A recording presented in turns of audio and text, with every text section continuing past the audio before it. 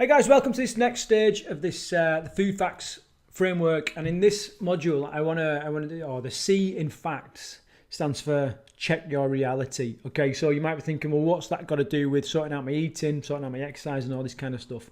To summarize it all, there is no change without honesty.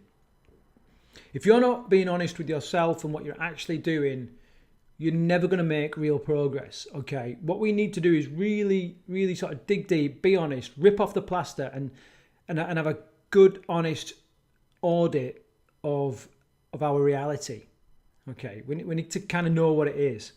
The best way I can kind of lead into this part of the framework is the old Hans Christian Andersen story of the Emperor's New Clothes, which, you know, I'm sure you remember from being a kid or whatever.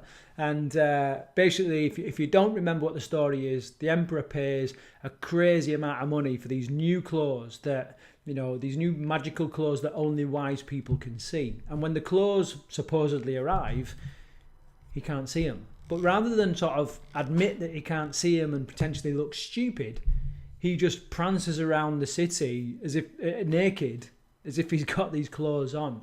And to be honest, a lot of us are prancing around the world thinking, you know, kidding ourselves that we're doing the right thing, eating the right stuff, you know, following all the advice and all this kind of stuff, when the reality is we're kind of not. The reality is we're only seeing what we want to see. We're not really being honest with ourselves, and we're not being honest with other people, yet we're playing out the victim role. You know, I've been trying to lose weight for years and years and years, yet you won't get rid of that stash of chocolate or sweets that you've got stashed away somewhere.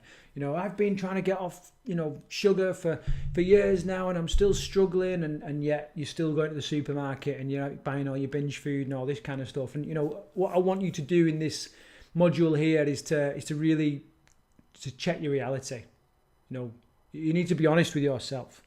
I want to tell a story about a camper that we had at camp.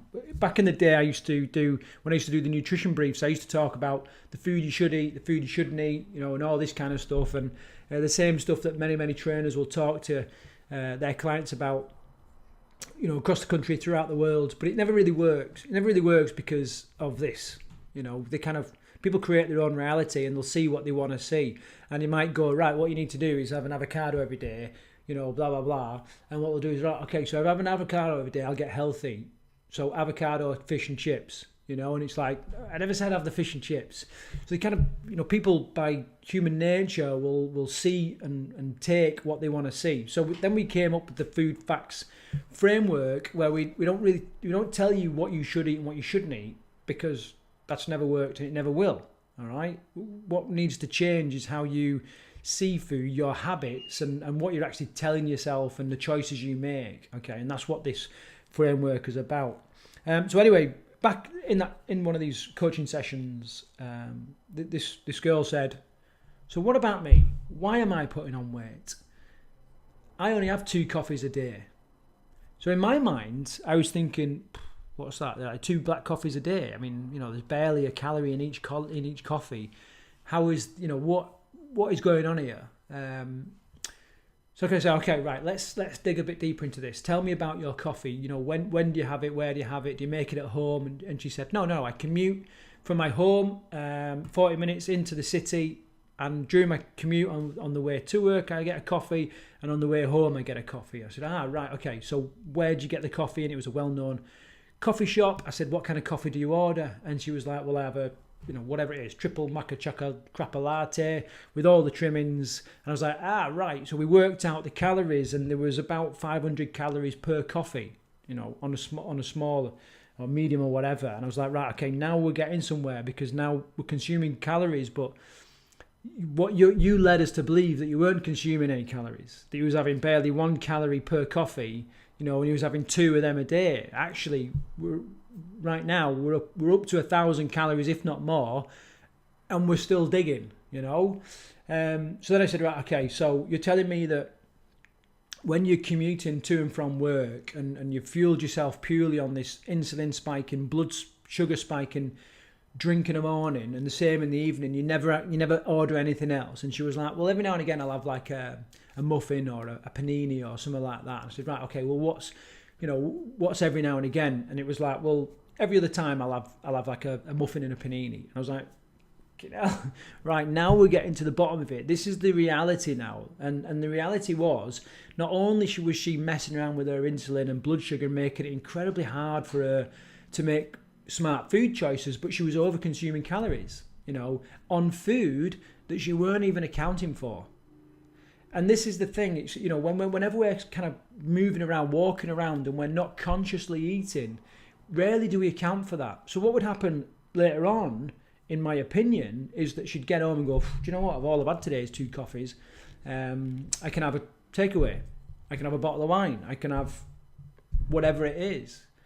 And the reality was, she'd had her calorific requirement and everything else was surplus, and her body was an incredibly, she was in a fat storing mode because of the way that she's eating. Yet she was trying to play out this idea of, well, I only have 2 coffees and I'm still getting fat. No. The reality was, you're overeating and you're eating crap foods. And worse still, you're not being honest with yourself about it. Now, this module is not about judging you. It's not, Paula and I want to give everybody in this program the gift of non-judgment. This isn't about judgment. This is about opening your eyes. It's about opening, the shutters to the fact that you was bullshitting yourself before. You weren't being honest. And everybody else around you could probably see it, but you can't. You refuse to, because people tend to see what they want to see. And, this module is about encouraging you to rip that plaster off and be honest with yourself, because once we've got honesty, we can make changes, And I'm not saying that everybody like liars and deceitful and all this kind of stuff. That's not what I'm saying.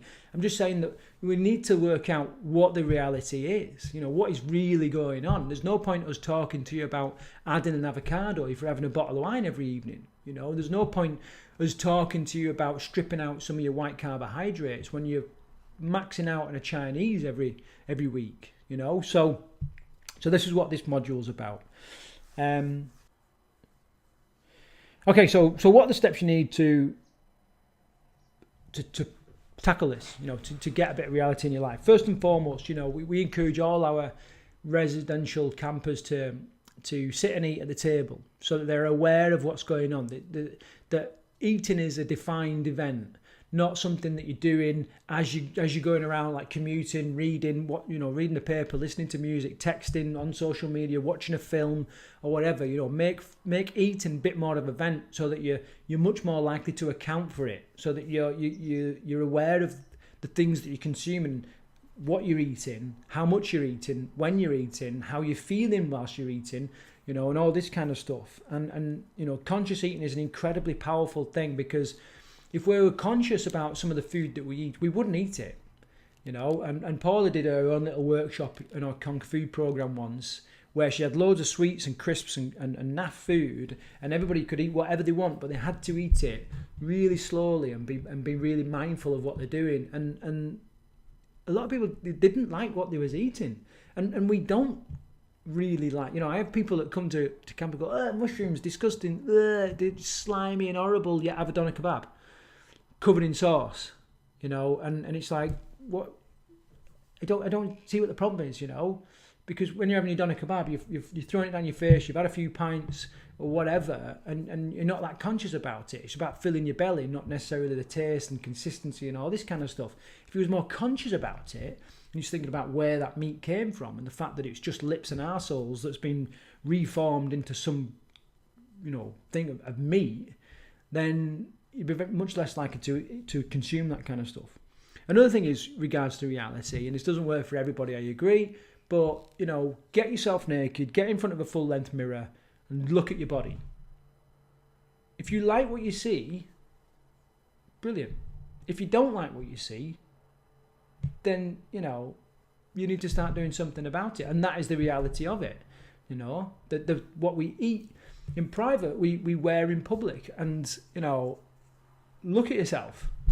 If you've got little flabby bits and stuff like that, or a little bulging belly or whatever, the reality is you're doing something wrong, and you might not know right now what you're doing wrong and all that kind of stuff, but the reality is something's got to change. So come on, let's get on and change it. I've had this now. When I recently ran across Peru, came back, and my appetite was through the roof, and I was eating loads of crap food, and up to like a few days ago I was like, I'm getting chubby.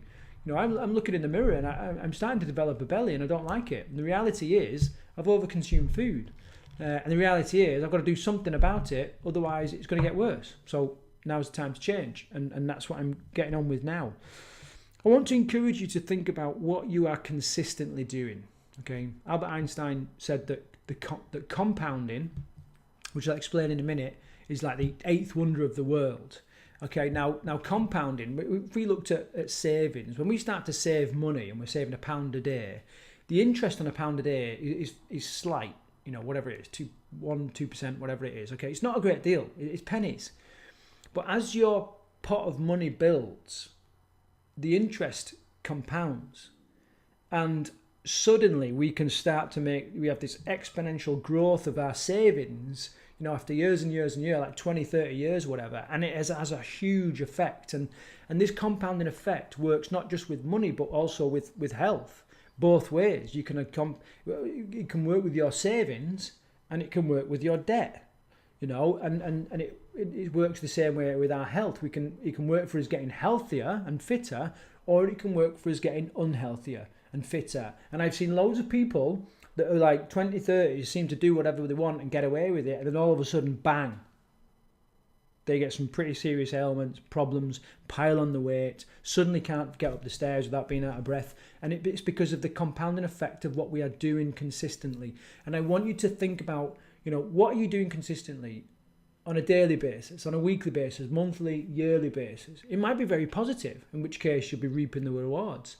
And it might be quite negative in regards to health and eating. And, you know, your reality will expose that. But only if you're honest with yourself. When you've done that, when you think about, you know, what you're consistently doing, have a little think about where the momentum is pointing there. You know, if we think about the compounding effect, what direction is it heading in? Are you getting worse or are you getting better? And, you know, this check your reality thing is about, geez, I do need to do something, you know, and it's not meant to sort of depress you or make you feel, you know, unworthy or whatever. This is meant to go, right, okay, here's a big slap in the face, because there is an enemy out there that we don't see as an enemy, but it is happening. It's an enemy to us all, you know, and that is time. When we're young, we think we've got loads and loads. As we get older, we discover that actually life is pretty short, and, you know, what we do consistently over time is what gives us our results. That's what gives us our reality, you know, time and time again. And it works both ways. Time and time again, Paul will go, right, okay, you need to live positively, do this, da-da-da-da. Someone will do 2 weeks and go, well, I'm living positively, nothing fucking changed. No, you haven't given it long enough for the compounding effect to take place, you know. You've got to push on and do this consistently over time, to beat this enemy that we've all got. Oops, just broke my pen. That's because I was getting a bit caught up in it all. Right, okay, so this is the check reality module. Think about the steps I've spoke about, especially, you know, if you do nothing else, just become hyper conscious about what you're eating, how you're eating, where you're eating, and what the results of that eating is going to be. If we are what we eat, and food is information, what have you been telling yourself consistently over the years? I think it's an amazing question to ask yourself. And be honest, because without honesty, there is no change. There is no change for the better. Okay, so remember that little gift of dog judgment. If the things that you are exposed, that you are struggling with, my God, that you are struggling with, or you need help with, let us know, and we'll get it into the training. We'll do another video and all that kind of stuff. Okay, so I look forward to seeing you again in the next video, which is tame your insulin. This is going to be an immense, probably an incredibly, or most people get a significant amount of good tips and information from this next module. Okay, so I'll see you in the next video.